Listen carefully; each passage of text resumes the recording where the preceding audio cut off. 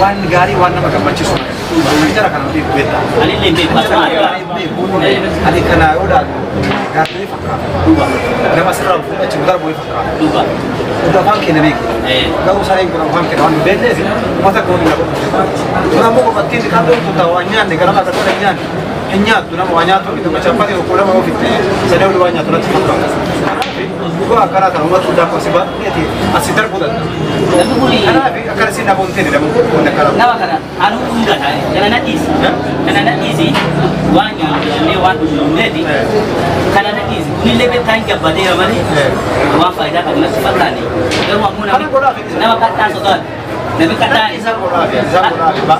wangu apa ni beken sudah kan apa ni gaben apa bani itu ni tanah migalinya semuanya ni kan animat agar keputusan apa yang beken apa untuk beken mana हम बर्बादी चुने नहीं हम ये करना ये वो हम सारी कंडीशन पे जब हम लोग वाक़ई ना बनाना नहीं जाना नहीं थी ये को अकल tingkat ऐसा दारान जवान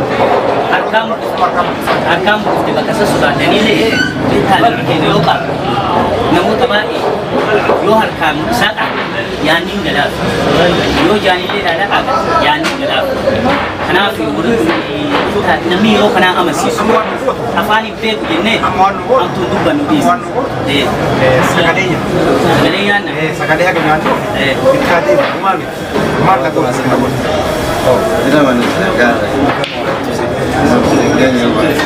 Iwa dua nutengnya ni kama naona zini mapara ndio sisi naona zini wanjinga ndio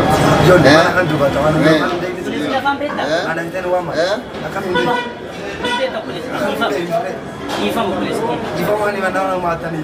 Lubeta na mi karate mi gatufe na mamagana kabisa ni wana fambe kusin kulis. Wani sunda sana isani for ri. Just something kulis Ifa. Ana ni selu duftani ma achino duftani amale bawata.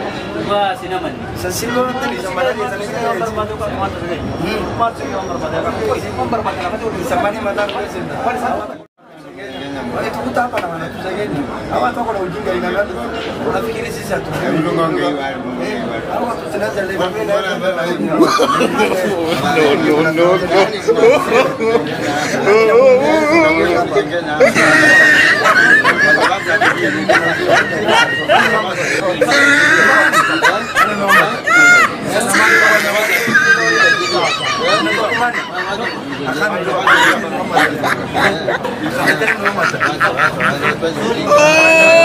He tried it.